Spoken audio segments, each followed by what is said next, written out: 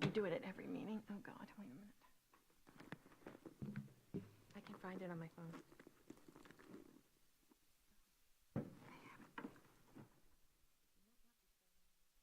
Why did you remind me? I kept it in here. No.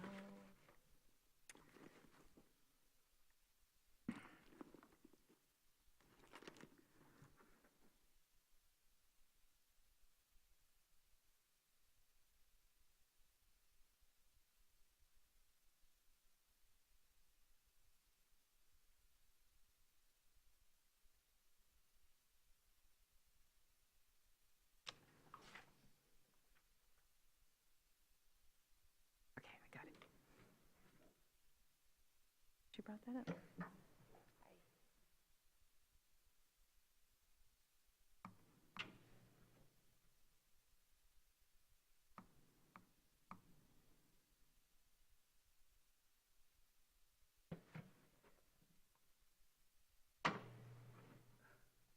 Okay, I'll give Mitch a minute too. Is that okay? Mm-hmm.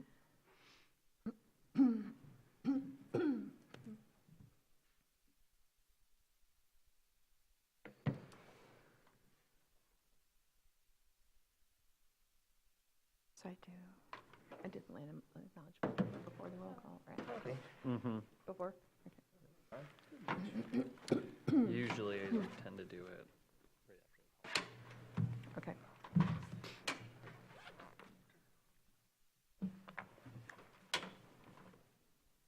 Welcome, everyone, to the Traverse City Planning Commission study session, today, March 19th. I call this meeting to order, and I'd like to start with the land acknowledgement. The land on which we gather is the territory of the Ottawa and Chippewa peoples who have stewarded this land throughout the generations. Thank you for your strength and resilience in protecting this land and inspiring us to uphold our responsibilities to do the same. Do we need to take a roll call? Yeah, Deturi, Present. Heller, Here. Anderson, Present. Hershey, Here. O'Brien, Present. McGillivray, Here. Treadwell, Here. Knapp, Here. Tuller is absent excused, and George is absent excused. We have a quorum. Thank you. Do we have any announcements? None at this time. Anybody else have any announcements? Okay. So we'll move to number 4. Our topic for discussion this evening is a presentation and discussion on the Downtown Development Authority, DDA, and tax increment financing, TIF. Mr. Winter. Yeah, thank you. Please bear with me as I'm trying to get the screens all turned on here. So we are joined today by the Downtown Development Authority interim CEO, Harry Burkholder, who started in his position, I think, last week after the retirement of Jean Dorenzi. So as was mentioned in the memo today, we have a lot of new planning commissioners. So we sometimes forget that we throw out different acronyms, and maybe it's not well known to everyone what all of these are. And so the purpose today is to provide some information at the study session. And this is especially true in light, as mentioned, with the ballot initiative. So the DDA is the Downtown Development Authority, and Harry will speak to that. And then TIF stands for Tax Increment Financing, which is a financing tool which can be used in the DDA, but it's not limited to the DDA. We have other sources of TIF financing throughout the city, including Brownfield. Another tool we haven't utilized yet would be Corridor Improvement Authority. So there are other ways that TIF as a financing tool can be used. So with that, I will hand it over to Harry. And then at the end, we'll bring it back to the chair for questions. This is your opportunity to ask and provide any clarity of any issues related to these two topics. Good evening, everyone. Sean, Welcome. Thanks for the introduction. Again, Harry Burkholder, interim DDA CEO of about 13 days or so. So I actually talked to Jean just recently. She sends her good wills and said, go get them tonight at the Planning Commission. So get going here.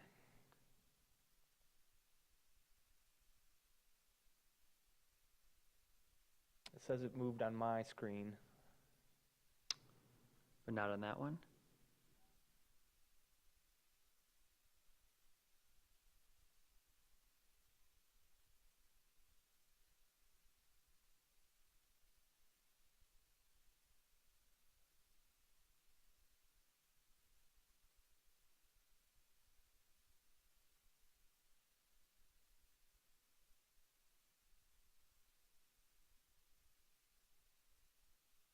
Any luck? Want me to close mine? Yeah, why don't you try that? You have it on a flash drive, Harry? Yep. Can I see it? We may run it from the dais. Let me try to open it one more time. Okay.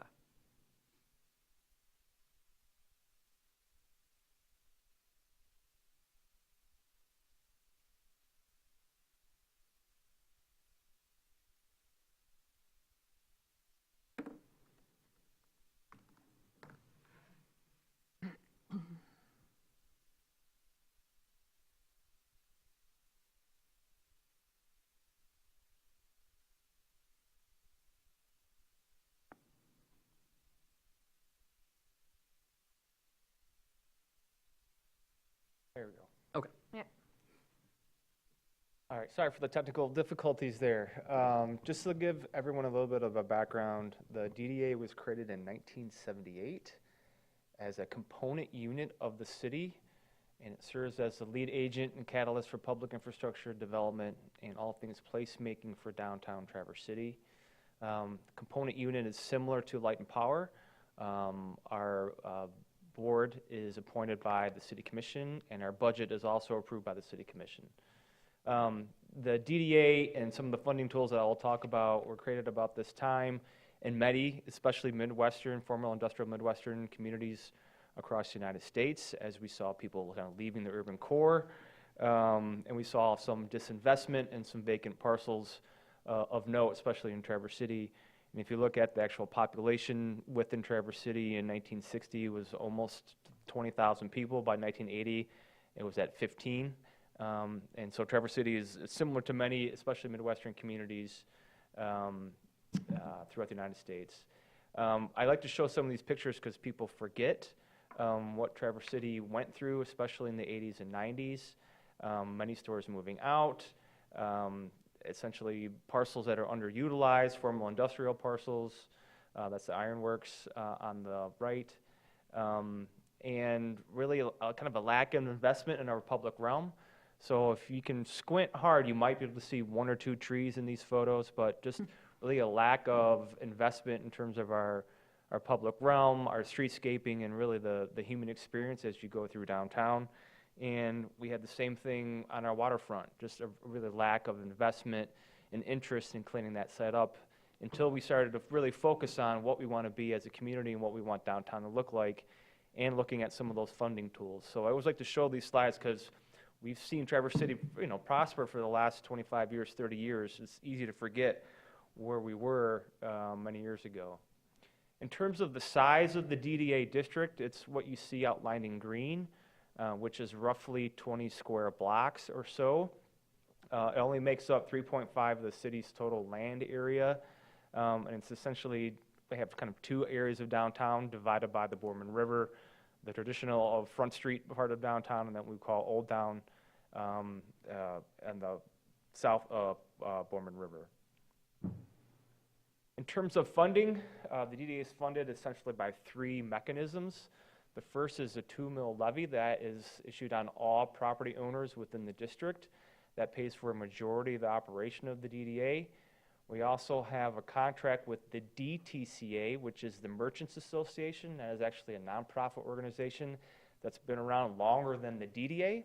And they were focused at those years, those were the folks who actually put on the Christmas lights and decorated downtown and put on some of the events. So they're still in existence. We essentially serve as their contractor. So they pay the DDA to do all the things they used to do at a much larger scale. So most of the events that you see downtown, the light parade, the Friday Night Lives, things at the Rotary Square, are all things done through the DTCA with DDA staff.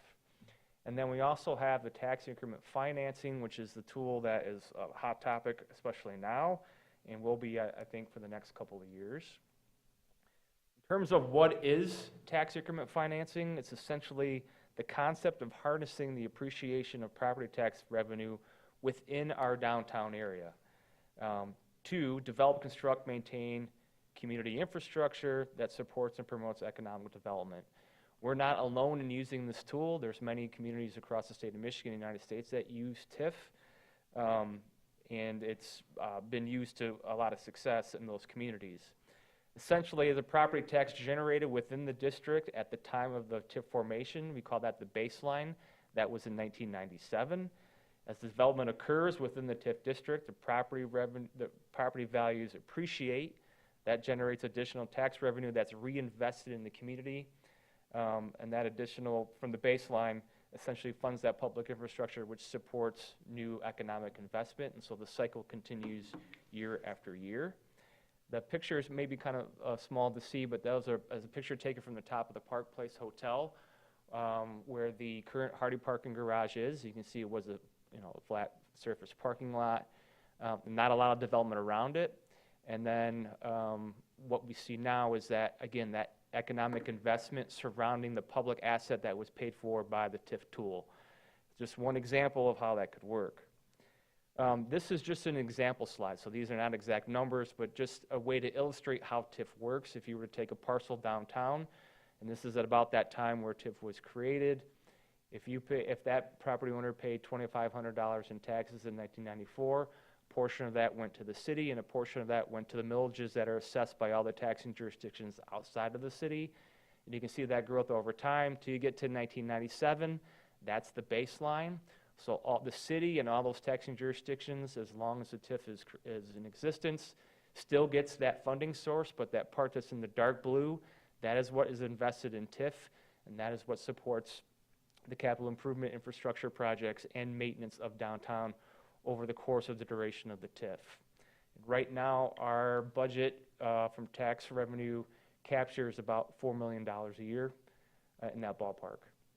I talked about the two different types of downtown, and we have two different TIFs that represent that. The TIF part in green is the TIF 97, which we're talking about changing to the Moving Downtown Forward TIF. And then we actually have the Old Town TIF that was created in 1985 and then actually extended in 2016 for another 30 years. So that one will be going on for a while as we discuss what's happening with the extension of TIF 97. In terms of the tax capture approach, if we were to look at the budget as a whole, roughly 53 cents on the dollar of TIF that we capture comes from city taxes. The 47 cents comes from those regional taxing partners. So anyone essentially outside of the city who has a millage that collects revenue, the TIF gets a portion of that to the tune of about $1.7 million.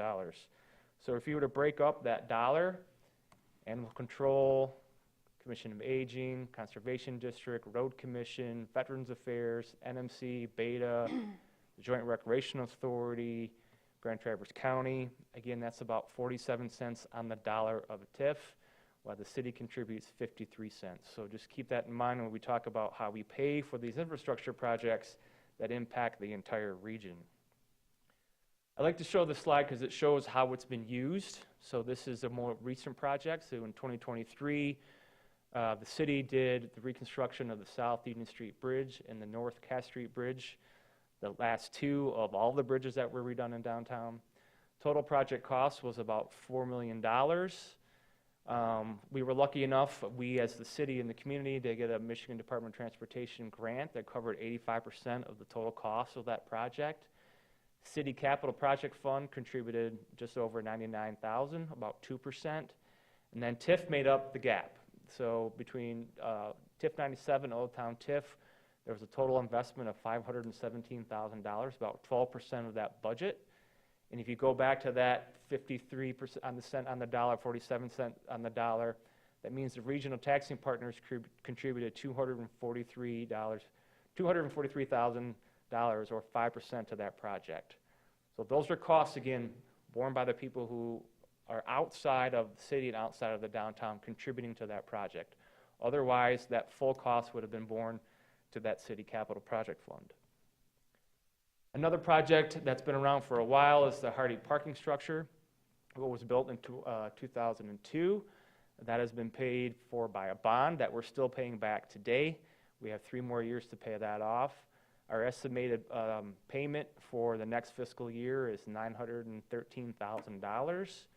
Again, if we look at how that regional share is calculated, that means our regional taxing partners contributed about $229,000 to that payment. Again, sharing the cost of the resources of the growth outside of our district to pay for the infrastructure in the district.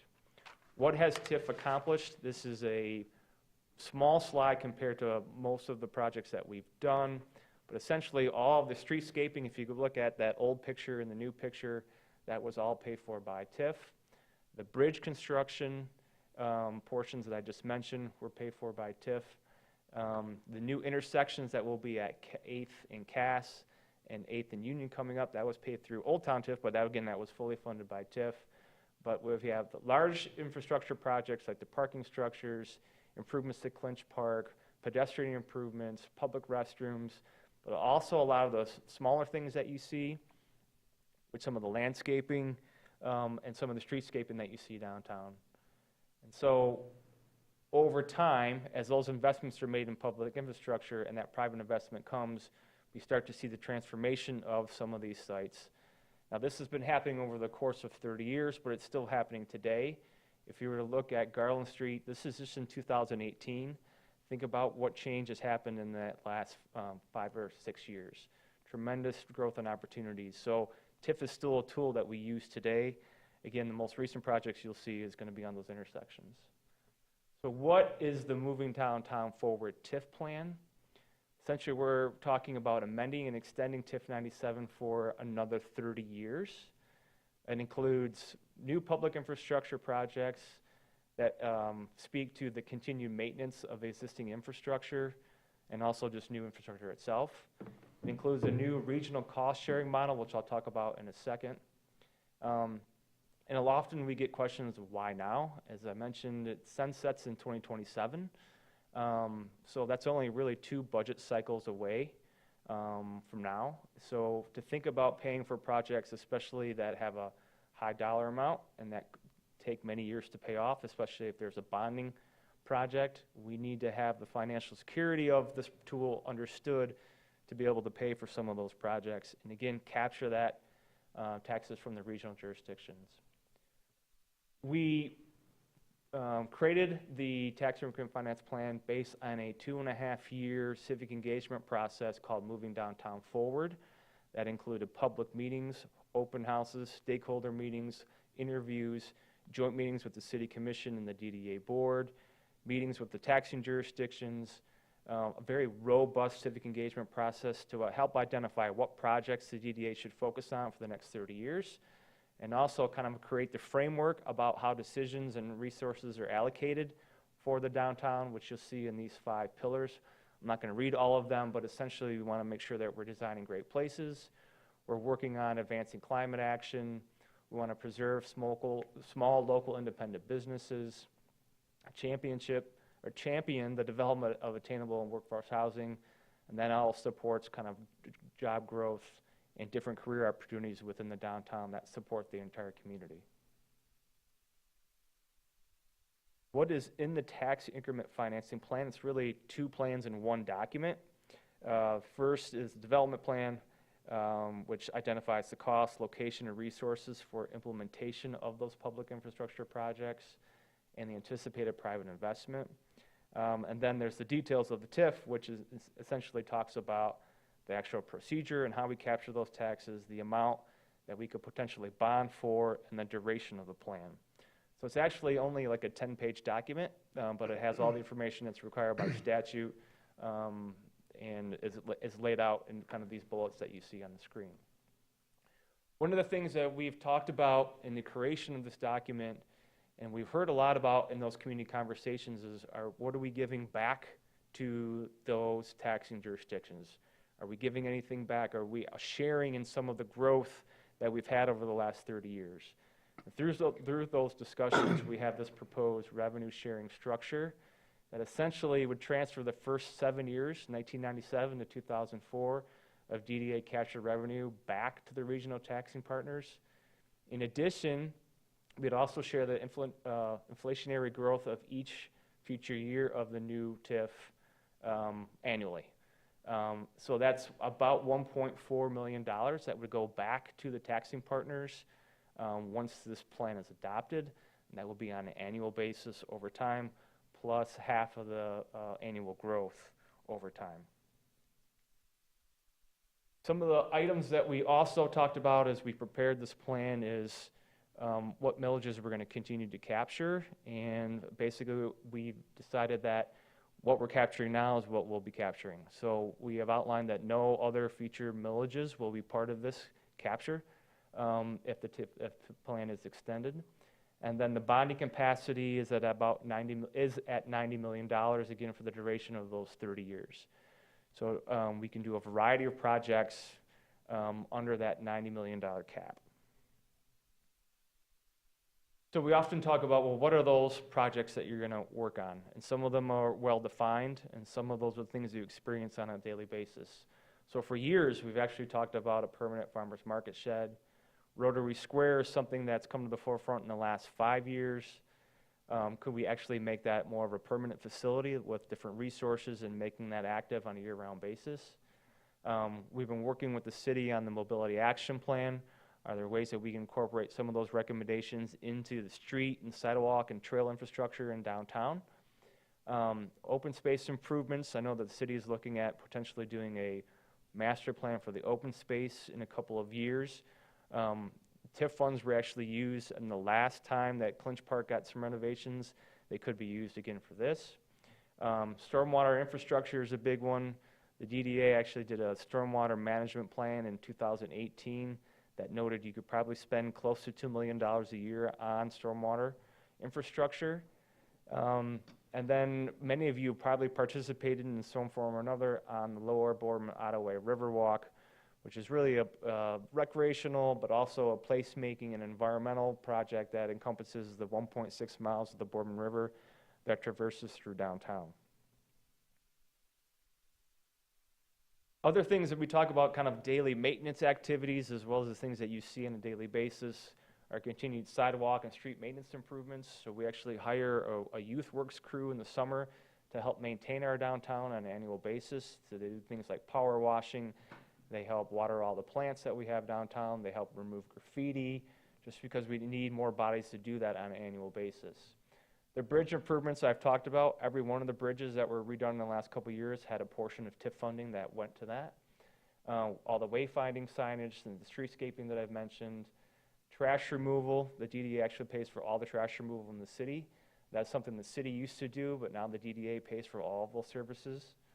The holiday lights, the landscaping, and then the DDA also pays for a downtown police officer specifically for that district. The other thing that that's not on this list is that the DDA has a service agreement with the city to provide some basic services. This year we're looking at a cost of about $630,000 that would pay for city staff to help us maintain downtown on a daily and an annual basis. Again, to make sure that our place is well kept and our amenities are in tip-top shape. Other things that are in the plan include, again, working with partners to address housing in some way. We actually looked at part of the West End mixed-use development that I'm sure you've heard about, had a housing component in it. There are other ways that we can address housing, but it's at least as an eligible project within our new proposed TIF plan. Street improvements I mentioned, public art. Some of you might have heard of the retail incubator we're working on. These are very specific projects. The last bullet point is something I want to highlight, is that this is a tool that allows communities and downtowns to be nimble and to react to things that we might not necessarily foresee coming in the future. Two examples I'd like to give. In the original 1997 TIF plan, there was no such thing as Wi-Fi. As we got modern technology, the city worked to get universal Wi-Fi downtown, and the TIF helped pay for a large portion of that. It was not in the original plan, it was amended, and that project was added into it. We did the same thing when we had the pandemic. We were able to use TIF funds and pivot and be proactive and help close our downtown Front Street and do other things to make sure that our community was reacting to those unforeseen incidences. So again, we don't know what's coming in 5 years, 6 years, 20 years down the road, but this tool allows us to be flexible and to address those needs when they come up. I'm sure you've heard quite a bit about this project. This is the proposed West End mixed-use development. Essentially, it had three components: a parking component, a liner building on the State Street side, which was for housing, and then that little wedge off of Pine Street was also housing. After much discussion, the DDA removed the parking component from this project, but kept the housing components in the TIF plan. It doesn't mean that in several years, the DDA couldn't amend this plan to include the parking, but for now, it is not listed in the DDA, in the TIF plan, excuse me.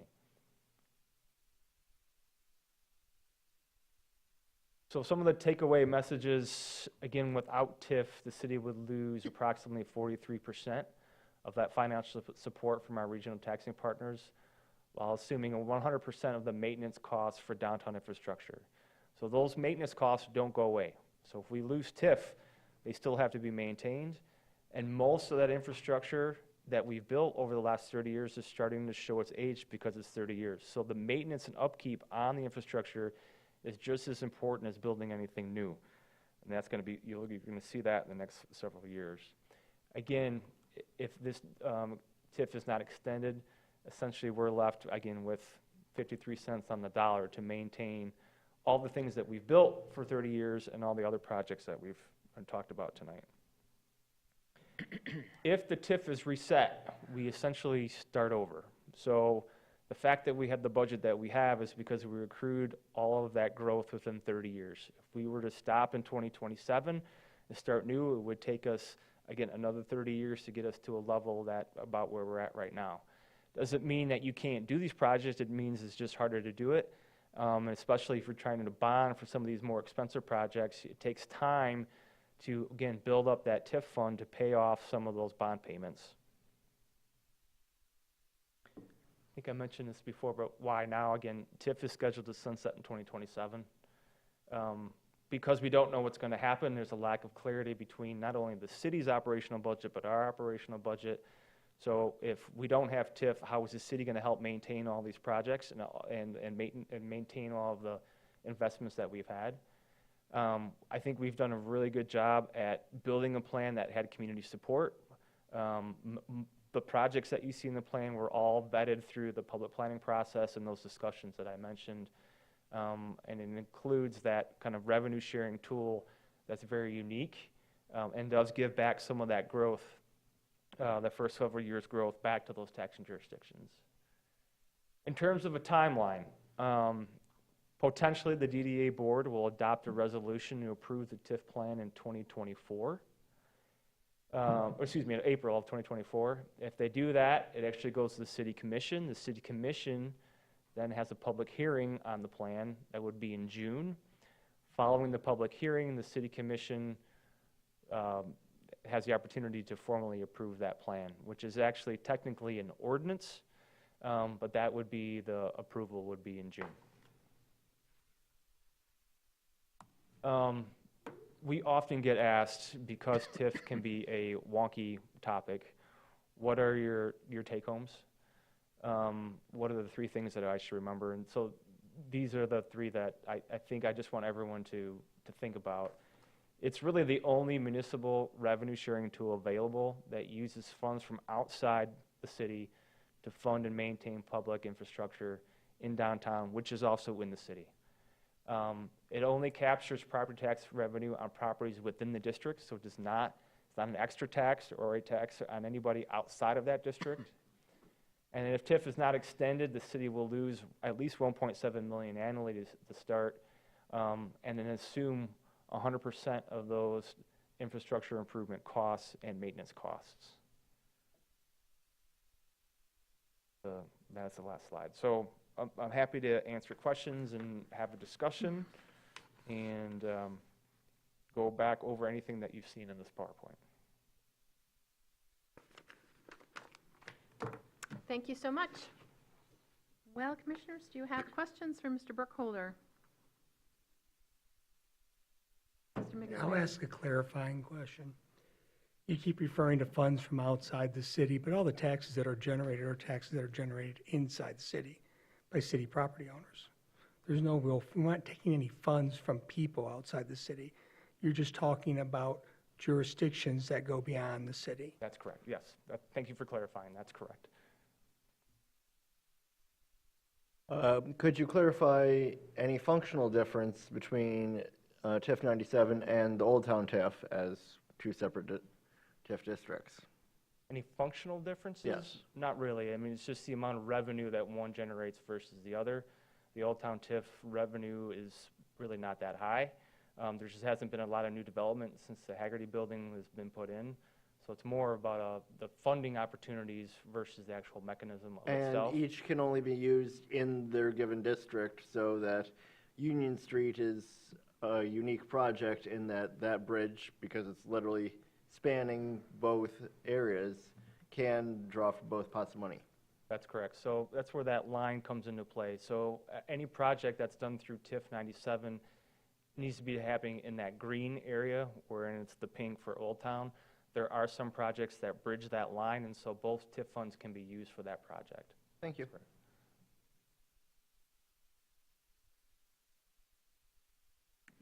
Thanks, Harry, for being here, and thank you for the presentation.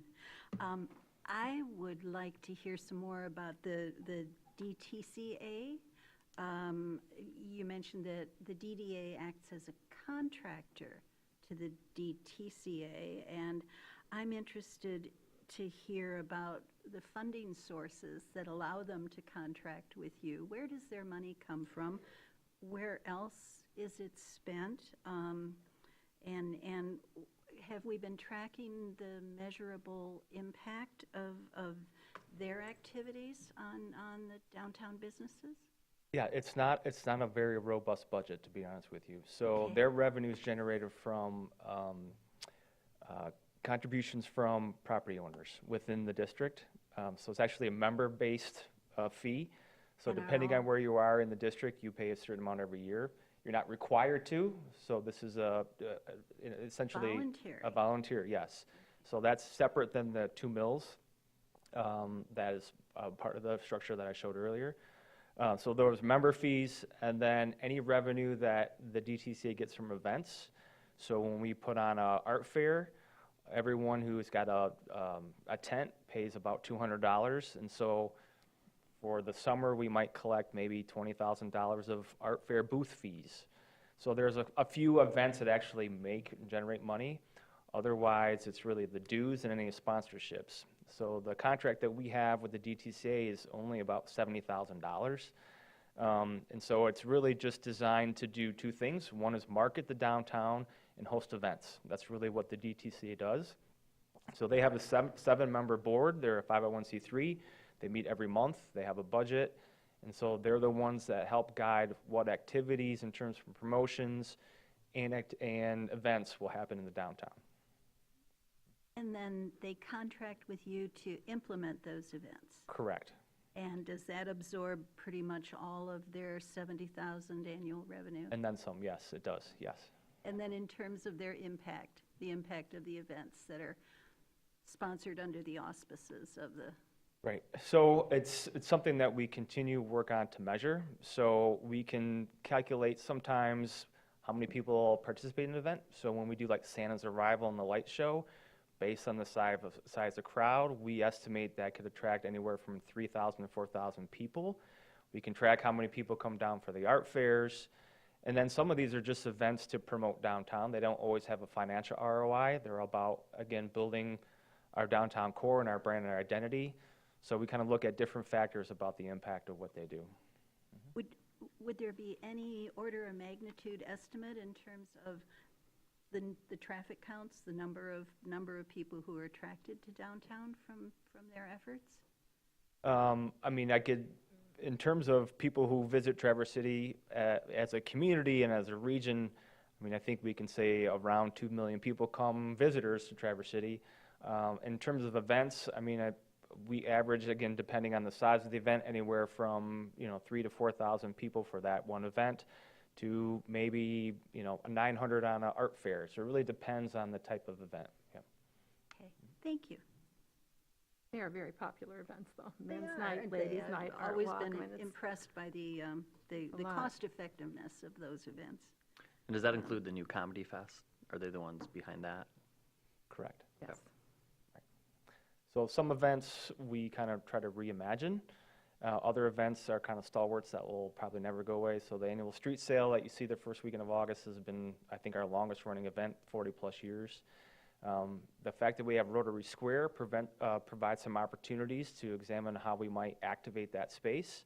And that could be the DDA activate that space as a DDA, or it's the DTCA and the DDA partnering to activate that space. We're getting a lot of requests from community organizations wanting to put on a show or an event at that space. Last year, we might have seen the Music in the Park with the TSO. We're getting a lot of more inquiries about the opportunities to use that space. So. A part of the plan is to build out the space. I mean, I know you haven't envisioned it yet, but possibly a band shell, and, I mean, it's not just going to remain a plot of grass. I really hope not. So in terms of that project specifically, the DDA received a $2 million appropriation from the state of Michigan a couple of years ago. They also received a $1 million centennial grant from Rotary Charities, which is why it's called Rotary Park, or Rotary Square, excuse me, to reimagine that space. And so actually last Friday, based on an RFP that the DDA submitted, we have proposals to walk through a conceptual design process for that space this coming year. Implementation is based on several factors, and one of them is probably going to be TIF. One of the things I didn't mention when we talk about TIF, and it's listed in the plan, is just because the project and the total cost of the project is listed in the TIF plan doesn't mean TIF is responsible for all of it. So there is several paragraphs in there that talk about looking at grant sources or other funding mechanisms to help go with TIF to actually pay for some of these projects. So the full obligation of all of these projects is not solely based on TIF. We're looking at other funding opportunities to combine with TIF to pay for them. And I believe the Rotary Square will be something like that. And without TIF, it's harder to get grants and things like that, isn't it? It does, I mean, it provides flexibility in that we know we could have a match. And I think for most grants, having that match is a huge asset. It doesn't mean that the city couldn't also match it, but at least we have some of that flexibility. But isn't it, oh, sorry, go ahead. The other thing I was going to add to that, Shay, is that you have that TIF planned, and a lot of times if you apply for a grant, they want to know that the project has been in a plan that's gone through a public vetting process and stuff like that. So. But like for a project like the bridges, the city could leverage TIF funds for state dollars, isn't that correct?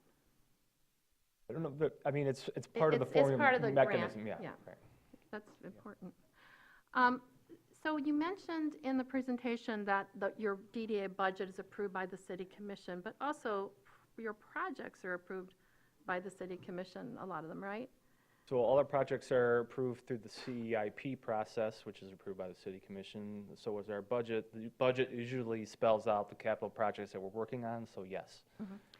And so I know it's different for every project, but if you can imagine a typical project, can you give sort of a timeline from the time it's introduced to your board, then they deliberate, they approve it, then it has to go up to the city commission, they have to deliberate.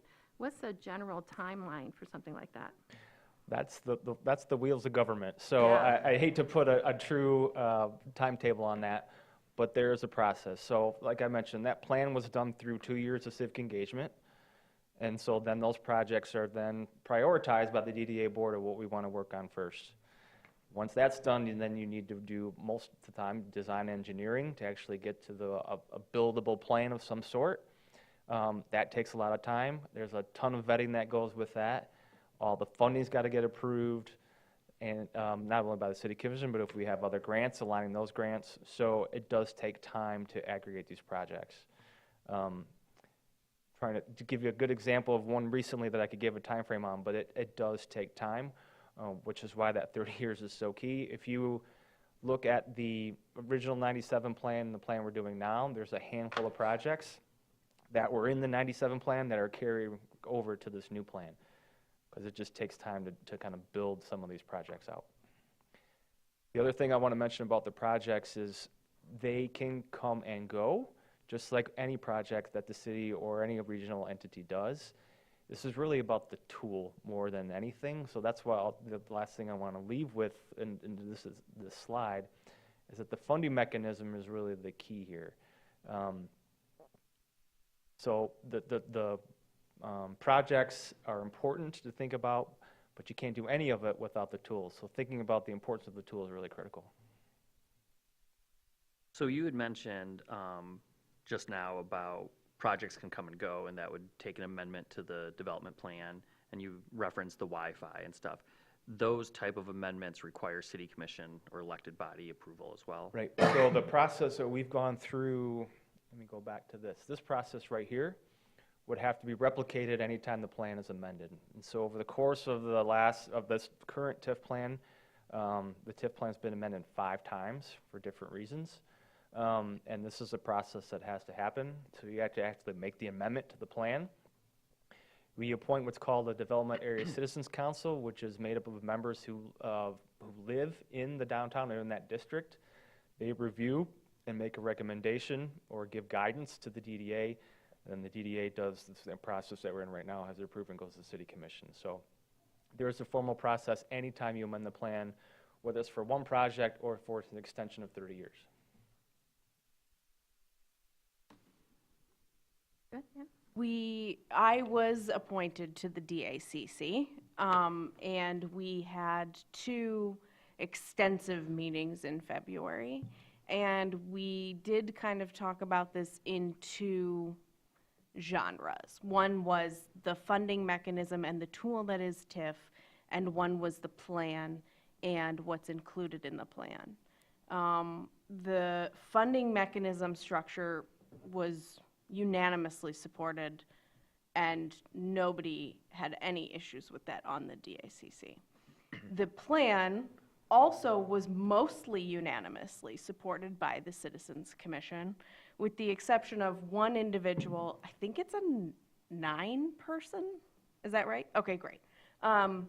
One person that did not like the parking structure, and that there was a large conversation surrounding that, and many of the other members called out that it was a mixed-use purpose, and that just including it in the plan does not mean it's guaranteed. Again, I'm echoing all of what Harry's already said, just trying to give you insight into the conversations we had.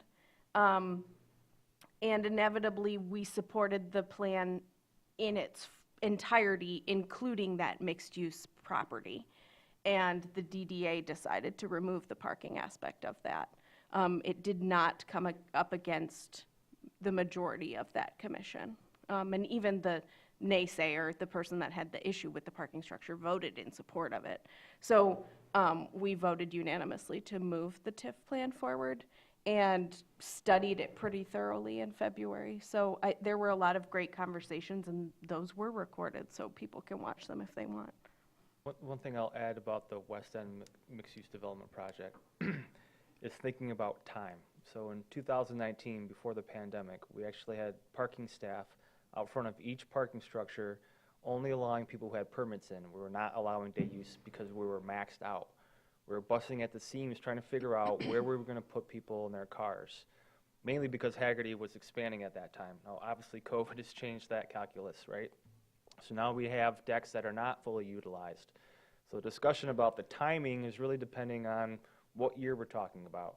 So in another 5 or 6 years, perhaps we have additional development that would require the construction of that parking deck. We know of several developments within at least a quarter mile of the proposed site that are undeveloped right now that could use that parking.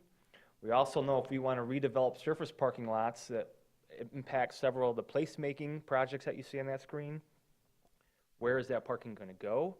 We believe it's a better and a higher efficient use to stack the cars than to actually leave them on those surface permits. So I would just say that the parking discussion evolves over time.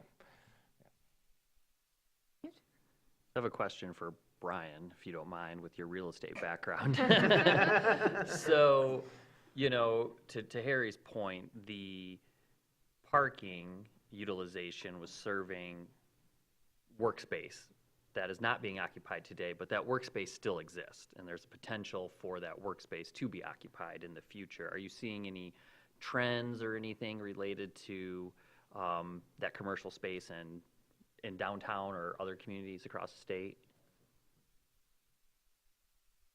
I can't speak to other communities across the state. I only work in this one. I only do, Not to put you on the part of spot, my but- business is commercial. There's still people out there looking for commercial space, especially high-quality commercial space. Parking is always an issue for them, though, especially for office space. Parking's always an issue. It's any business, it's always an issue. They want parking. And so, yeah, and that's the attraction. People want to be out, away from the downtown, or just to have parking that's, they don't have to pay for. I think a lot of what you're seeing is, what the city may be seeing is people who are, is that office space getting repurposed? Some of it is. Is there a shortage of office space in the city right now? I would say no. Is there a glut of it? I would say no. The people who have a lot of, the less, some of it's sitting on the market for a very long time, but other places that are in good quality office spaces, they're full. I don't think you see anyone really, it's hard to say. It just depends. There's a desire for new, I think, newer, more modern office space in the city. And, will you see a lot of it being repurposed? That's too early to tell. That's like a major investment for people, to look at, repurposing office space into residential space. And I think that's all, to see how this trend goes. Will this office, I think part of the office system you see now is going to stay. More people are working from home. And not every business wants that, but a lot of them are 2 days in the office, 3 days home, or 3 days in the office, 2 days home. And some are, coming to the office if you want or for meetings, that's it. Just depends. I'm probably not the best person to ask that question, though. There's other people who do strictly commercial and are more knowledgeable of that than I am. Okay. There was one thing we heard from a local developer just probably last month that, and this is anecdotal, it's his observation that there is a demand for smaller footprint office space, like for maybe 5-10 employees. They're having a harder time filling larger office spaces. Would you agree with that, or, again, not to put that all on you, Brian?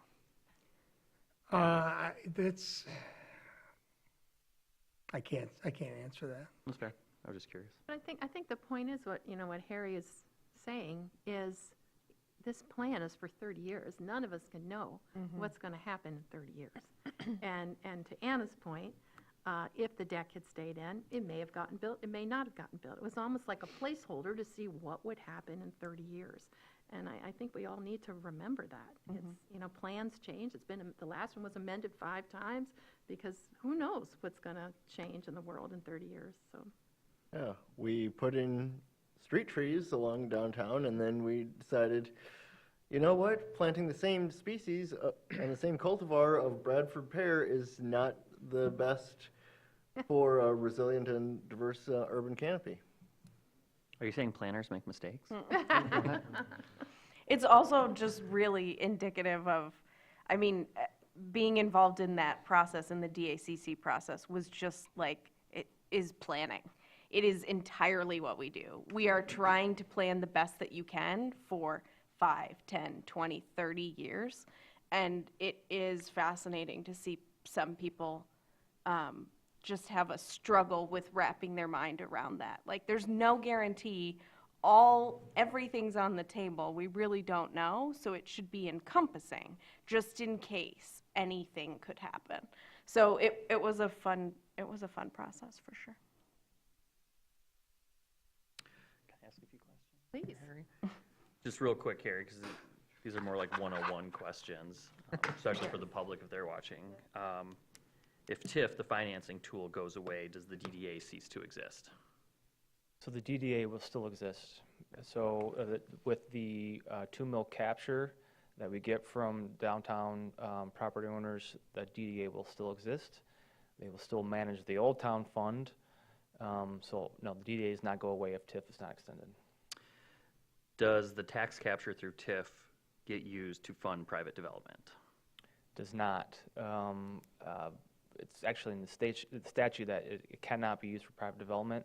It does support public infrastructure next to and associated with that development. I think the biggest example is when you see snow melt next to new development. So the new development went in, TIF pays for half of the snow melt associated with the sidewalk within the footprint of that building. So it's used to complement that development, but it's not used, not given to private developers. It's for public infrastructure only. So even though the sidewalk is in the public right-of-way, the property owner that's redeveloping it is chipping in half the cost? That's the way we've been doing it, yes. Thank you. And so that, the last site plan review, I think, in the DDA or within there that came before the planning commission was Novo Hall Street. And that was a condition of the motion, was that they would work with the DDA on the streetscape and fund half of it. Administratively, as staff, even the ones that we review, so for instance, Peninsula Place next to TC Lofts, that was a condition there as well, is that they would work with the DDA and they would fund half of that utilizing the TIF funds. So TIF is not an increase in taxes, correct? That's correct. It's an allocation of where those taxes are it's where those taxes are allocated. And are the funds that, what the funds are spent on, is that limited to essentially the development plan that's approved? Correct. Okay. And further, that it has to be in the TIF districts. Right. The money has to stay within that green shaded area. That's Yeah. correct. The other one you mentioned in your presentation, if people weren't aware, can you elaborate on what you mean by special millages? So if you go back to that list that had, so anything associated with like Beta, NMC, those again, I'm going to say this correctly because you were right, it's those taxes generated within the boundary of the area that serves those millages. And so, for instance, when you say no special millages will have their tax captured, so for instance, if this plan was in place, and I don't know if it applies to it or not, but the recently passed EMS millage, Not that would included get in their that. full amount Correct. under this development That's plan. correct. That's it. And I think that's a key thing under this one that people may not realize is that 630,000 that you called out would go directly to the city, correct, for maintenance, that service agreement? Right. So there's been, for many years, discussion about, okay, what is the DDA paying in terms of their share of use of downtown as opposed to the city? And over time, I think we've tried to account for those resources. And that's a continuing and evolving conversation. But as I mentioned, the city used to pay for trash removal. The DDA and TIF now pays for trash removal. That's about $68,000 a year. The community police officer, again, is paid for by TIF and the DDA. That's $120,000 a year. That service agreement that I mentioned, which is really looking at replacing trees, cleaning tree grates, doing some of the sidewalk sweeping and some of the street sweeping and a lot of the clean and green activities, that's at $630,000 again. Again, TIF back to the city. The snow melt budget that we have is in the ballpark of about $400,000. Now, whether we use all of that, it really depends on if new development goes in. But that's something, again, that TIF would pay for. All the other things I talked about, like the holiday lights and all that's kind of bells and whistles, for lack of a better word, again, that's paid for by TIF, not borne by the city.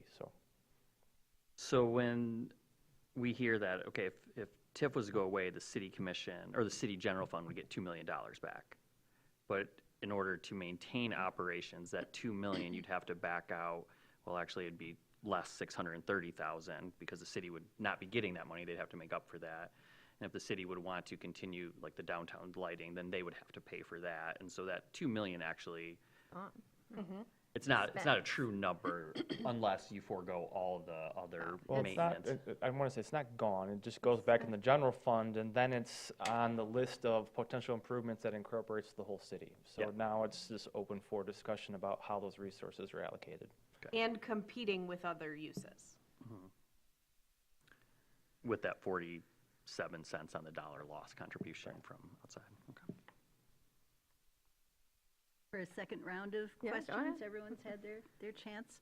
I think this may be timely, given where the conversation has been going, but in conversations with residents, I struggle to talk about overarching priorities for both the city and the DDA. And here, a hot button has been heated sidewalks. Well, why can't we have better streets in the city rather than heated sidewalks in downtown. Can you share your thinking as far as aligning priorities for us as a community rather than having a set of city priorities and a set of DDA priorities? Sure. So let me start by saying, I think, downtown is the city. And we're not, shouldn't be a fight between downtown and everybody else. We're all together. We're all one. We actually have over 100 and some odd people who live downtown. They're all still residents of the city of Traverse City. In terms of where projects align, I think there's several opportunities when we talk about, I think Snowmelt is a great example of that. Now, how far that extends in the neighborhoods is a discussion to be had, but I don't know anyone who doesn't want to have safe sidewalks, especially during the wintertime, increase that mobility within the district.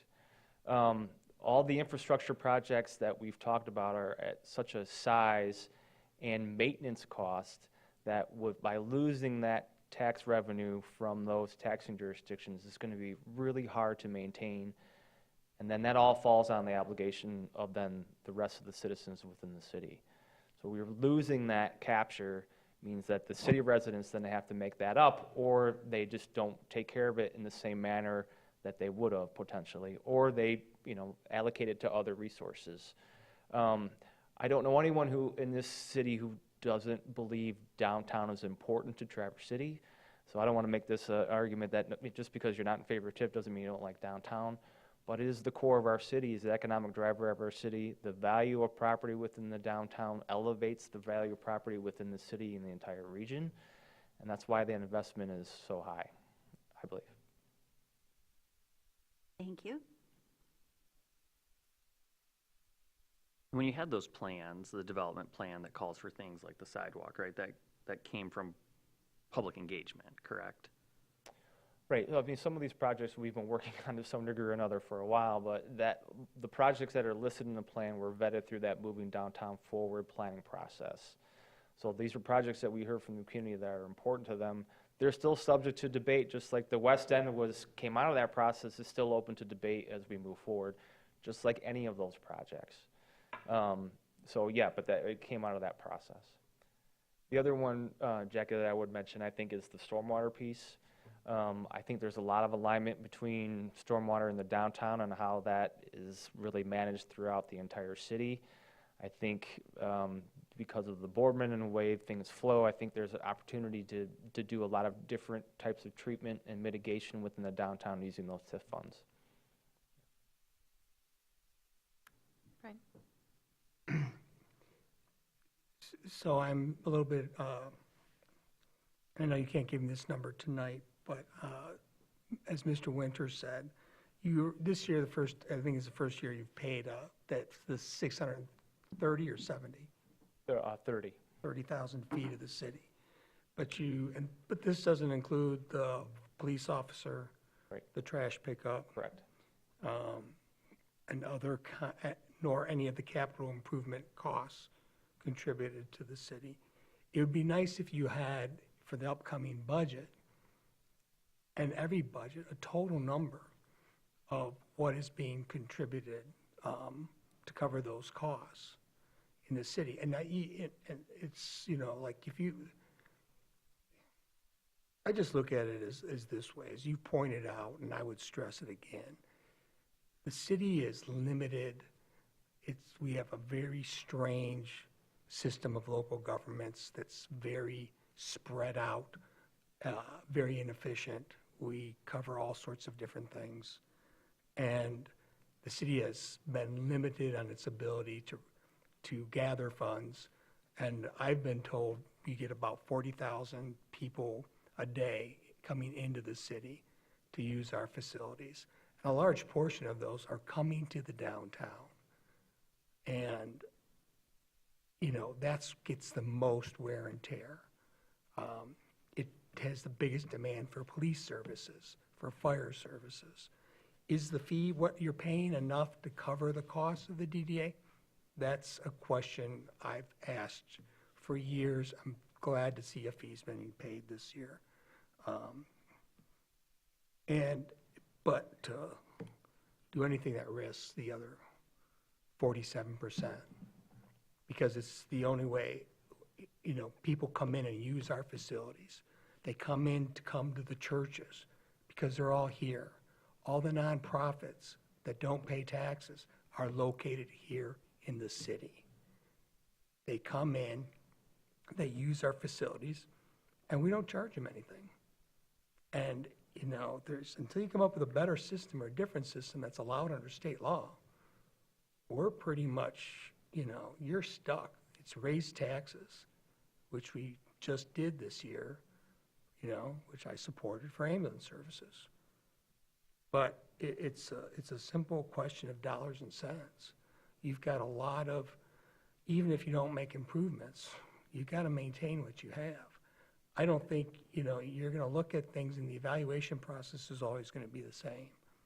I don't think when the streets department looks at evaluating and engineering looks at fixing roads and streets that need repairs, I don't think they say, well, this is in the DDA, so let's do this.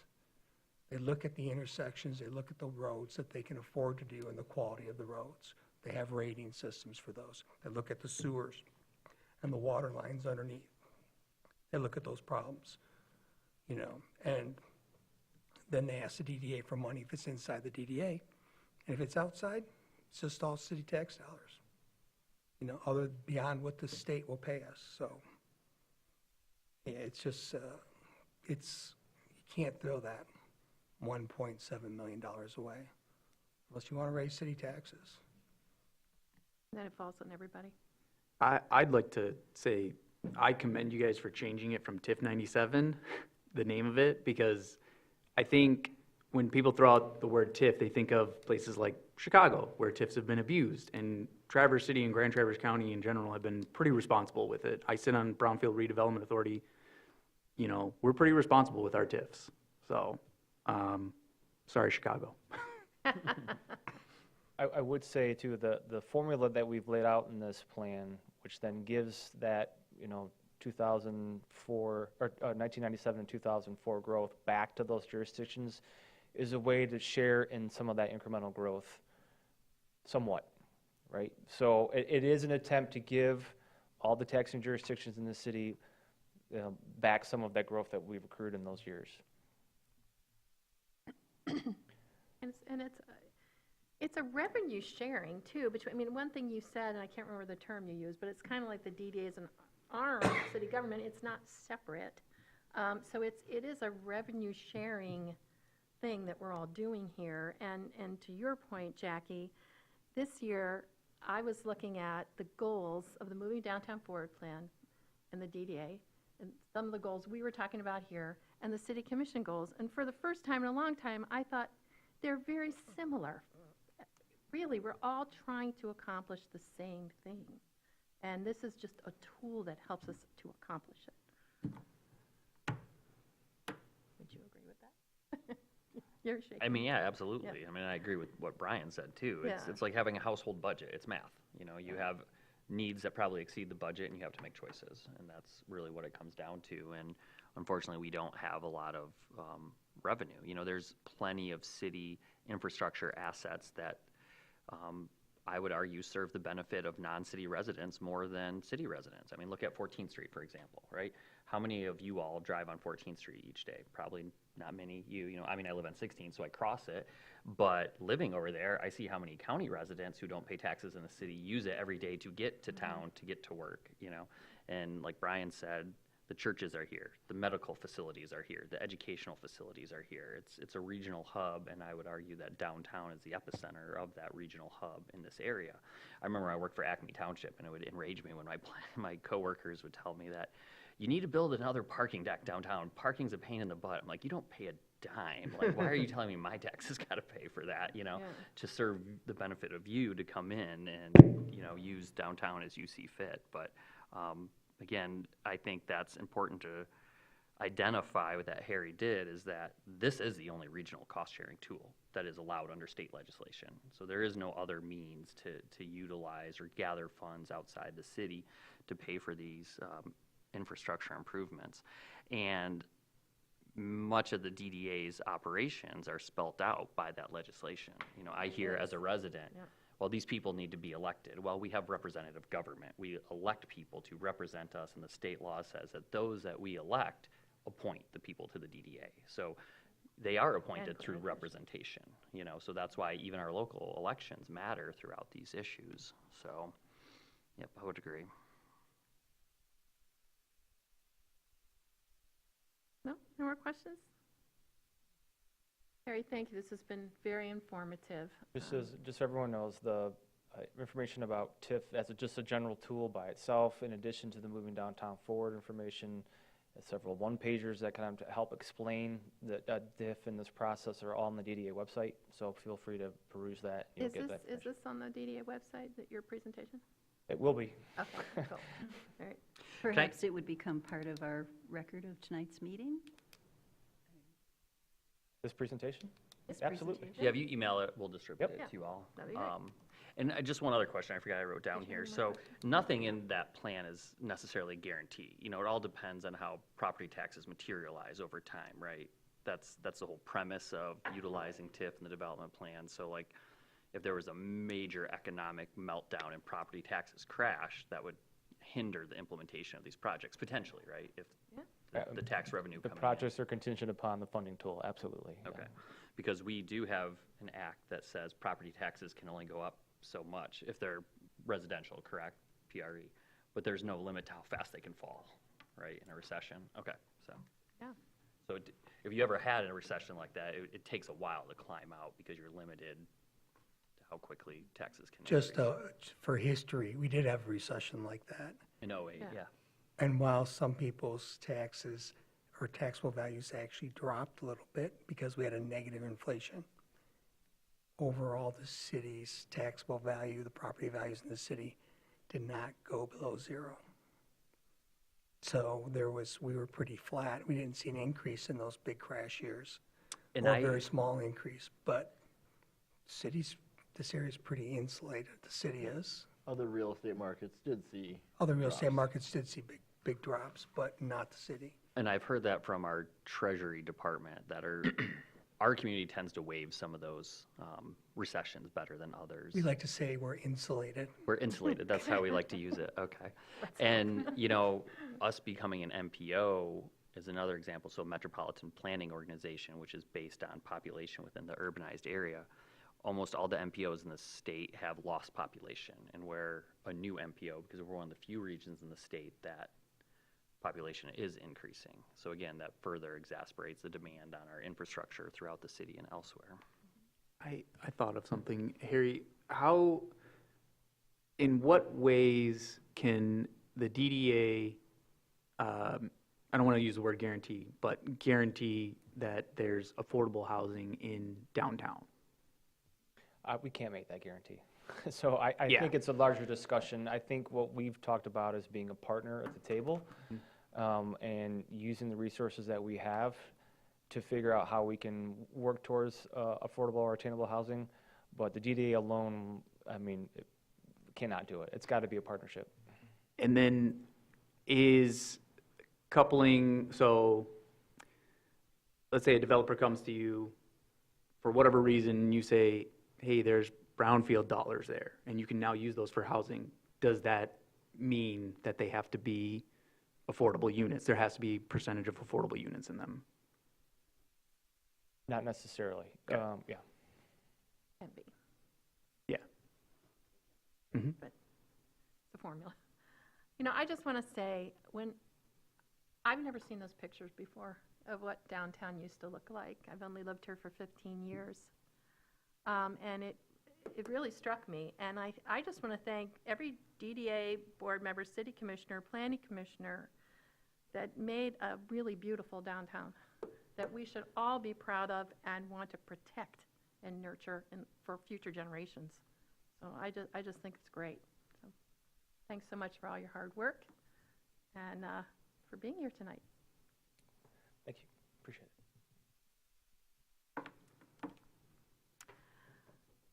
Okay, now we're going on to B, discussion on campaigning rules for public officials. Mr. Winter?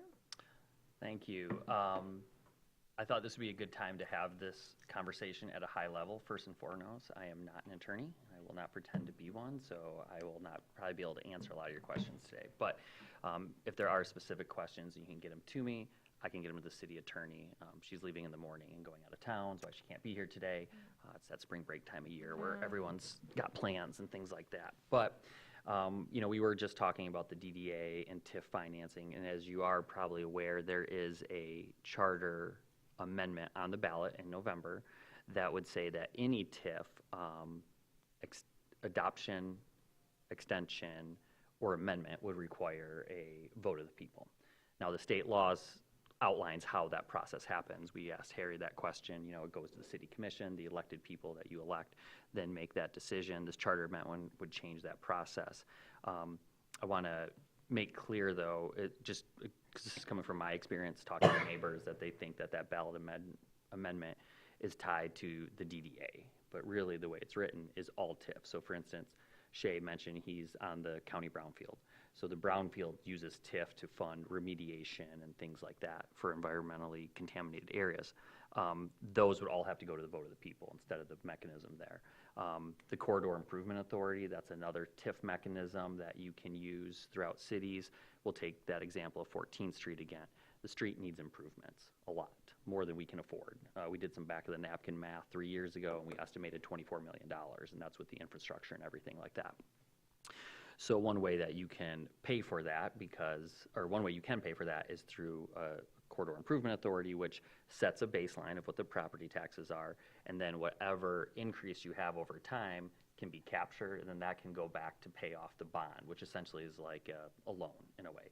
So that's how you can fund those projects, and they have long timelines. That's why the development plan's 30 years. We bonded for the sidewalk improvements. I think that was 15 years. Were you around then, Brian? 15 or 20. The length of the bond, or how Yeah. long ago was? I started 3 years ago, and I think they still had 13 or 14 years left on it, and the Yeah, at work least, was already I think underway. there's like 20-year bond. So it probably was a 20-year bond. So something as simple as putting all the sidewalks in, we had to accrue debt too, but then we got to pay that debt off. Right now, we're using the 1 mil for streets, which goes to the question. The city commission made a decision for the values of the city that these sidewalks are how we should be spending the street money. I think is a good idea, but you know, others may have different ideas on that. So I just want to clear that up on that TIF thing as we're talking about that. So being public officials, you may be asked questions about this. And so what does that mean in your role under campaign finance laws that you can do? Using your official position, you're pretty much limited to providing factual information, not trying to sway the outcome of an election or someone's decision that they may make on that. But you don't leave your First Amendment rights at the door when you came to swear in for this position. So outside of your official capacity, you're free to do whatever you want. You can go to meetings and speak. You can work on campaigns. You can donate as you see fit. What you probably wouldn't want to do, what I would recommend you not doing, is, say, going to a DDA board meeting and speaking on behalf of the Planning Commission that they need to elect or need to approve a plan or something like that. You can do that, but not on behalf of the Planning Commission. But as a citizen, you have that right to do so. So that's what's really important. This document came from the city attorney. I've read through it. I recommend you reading through it. I think some key takeaways is if you are going to work in your own personal capacity, do not use your city email address. That's for city work, not your work outside of there. City commissioners have laptops or tablets or whatever. Like, you should not be using those computers to do that work. You should use your own computer and things like that. There's a lot of nuance in here about using public space and stuff like that. You all are appointed and not elected, so you don't deal with a whole lot of that. But I just want to make sure that everyone is somewhat aware that there are limitations within your capacity as a public official, what you can and can't do. You can be as factual as you want, and you can provide information all day long. Expressing your opinion should be limited to your own personal time, if you will, and your own personal title rather than your public official title. So, any questions on that? I mean, I sat down with the city attorney today, and even she would admit there's a little bit of a gray area there with some of this. So, you know, try to use your best judgment and lean on a more conservative approach if you have questions on that, because we just want to do everything above board and frankly not subject the city to any legal liabilities or anything of that nature. Any questions that I can punt to Lauren right now, because I'm not the attorney? So, Did a pretty good job for not being an attorney. well, I'm neurotic and I made her sit down with me for a while. No questions on this? It's an important issue. Okay. Thank But please you. read through this if you haven't had the chance to. And if you have questions, send them to Sean and he can forward them to Lauren when she's back for an answer. Do we have any public comment?